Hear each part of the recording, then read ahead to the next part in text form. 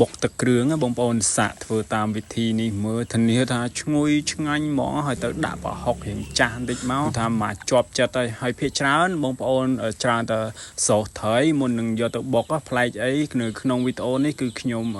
យកត្រីមកអាំងរួចហើយបានខ្ញុំយកទៅបុកធ្វើបែបនេះគឺធានាថាមកឈ្ងុយឆ្ងាញ់ចំណែកឯលក់វិញដើរផ្សាយផ្សំក្នុងចកាគឺបានឡើងមកកញ្ច្រែងធំទិញគេថែមតែផ្កាកផ្លោក2ដុំមករួចហើយបន្ទាប់មកខ្ញុំមកដាក់អាំងត្រីបើកទូទឹកកកនៅសល់ត្រីតែង2ត្រីឆ្លាំង2គឺខ្ញុំយកមកអាំងអញ្ចឹងទុកវាមួយឡែកខ្ញុំមករំលីងខ្ទឹមសខ្ទឹមក្រហមឲ្យកឡាតបែបនេះរួចត្រីដែលយើងអាំងមិញហ្នឹងយើងបេះយកឆ្អឹងចេញហើយយើងចាក់ចូលក្នុងត្បាល់មកយើងអាំងឲ្យឈ្ងុយសិនចាំដាក់ហើយបន្ទាប់មកខ្ញុំដាក់ស្ករសម្សៅស៊ុបចូលហើយខ្ញុំបុក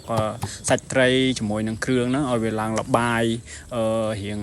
ម៉ត់ក៏បានឬក៏បងប្អូនមិនចង់បានម៉ត់ពេកក៏បានអាស្រ័យលើយើងចំណងចំណុចចិត្តរបស់យើងបន្ទាប់មកខ្ញុំដាក់ទឹកក្តៅអ៊ុនហ្នឹងចូលបន្ទាប់មកទៀតខ្ញុំមានម្ទេសសណ្តែកដីជីក៏ដូចជាខ្ទឹមក្រហមបន្ថែមពីលើអញ្ចឹងទៀតចិត្តស្ដាងអញ្ចឹងមកឲ្យវាមើលទៅឃើញតំណងឃើញតសៃនៅក្នុង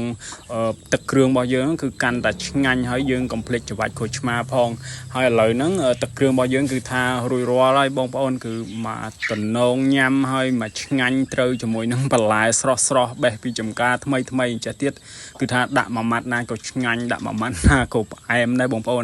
ហើយចំណែកឯគ្រឿងគឺខ្ញុំអត់បានប្រាប់ពីរបៀបវ៉ាគ្រឿងត្រូវយកមកធ្វើអីទេដោយសារចំណងចំណូលចិត្តក៏ដូចជារសជាតិសម្រាប់ផ្ទះនីមួយគឺផ្សេងគ្នាអ្នកខ្លះទៅក៏ចូលចិត្តដិតឬក៏រៀងប្លែមអញ្ចឹងណាបងប្អូនអញ្ចឹងខ្ញុំប្រាប់បានតែគ្រឿងត្រូវដាក់អីខ្លះអញ្ចឹងទេបាទចំណែកឯបន្លែណាដែលយើងត្រូវសោសដូចក្នុងរូបអញ្ចឹងមកបងប្អូនដូចខ្ញុំអញ្ចឹងមកណាគឺថាឆ្ងាញ់ខ្លាំងណាស់បងប្អូនហើយទឹកគ្រឿងនេះហើយឈ្ងុយប្រហុកអីអញ្ចឹងទៀតគឺខ្ញុំ recommend ថាឲ្យដាក់ប្រហុករៀងច្រើនតិចទៅវារៀង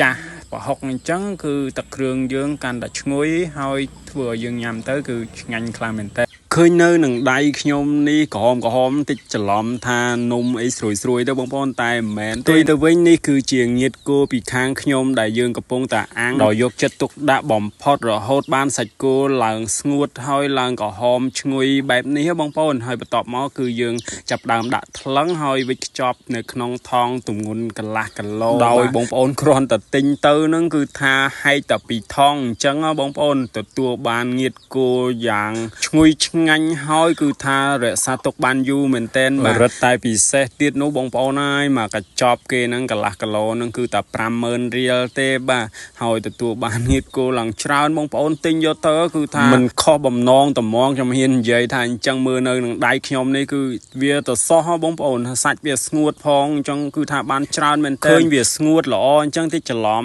ថាតិចស្វិតពេករឹងពេកបងប្អូនដាក់ចូលតែមាត់តែមួយសធូហ្នឹងគឺឡើងទន់ហ្មងសាច់របស់គេនេះបាទហើយពិសេសណាបងប្អូនដែលចូលចិត្តដើរព្រៃឬក៏ធ្វើដំណើរផ្លូវឆ្ងាយឯនេះមានតែមកកញ្ចប់នៅក្នុងកតាបអីហ្នឹងគឺហើយតែហ្មងហើយរឹតតែពិសេសទៀតនោះគឺសម្រាប់ក្មេងៗឬក៏លោកតាលោកយាយឬក៏យើងអាចយកទៅច្នៃធ្វើម្ហូបបានច្រើនមុខទៀតបងប្អូនដូចនៅក្នុងរូបអញ្ចឹងយើងអាចយកវាទៅញ៉ាំជាមួយតាយ៉ងចេកឬក៏បងអ្នកក្លែមឯងហែកតែពីថងមកក្លែមបានតែហ្មងមានសេវាដឹកជញ្ជូនគ្រប់ខេត្តក្រុងទំនាក់ទំនងបោះដុំលក់រាយបងប្អូនអាចតាក់ទងមកខ្ញុំក៏បានឬក៏ខលមកលេខនេះក៏បានអរគុណច្រើន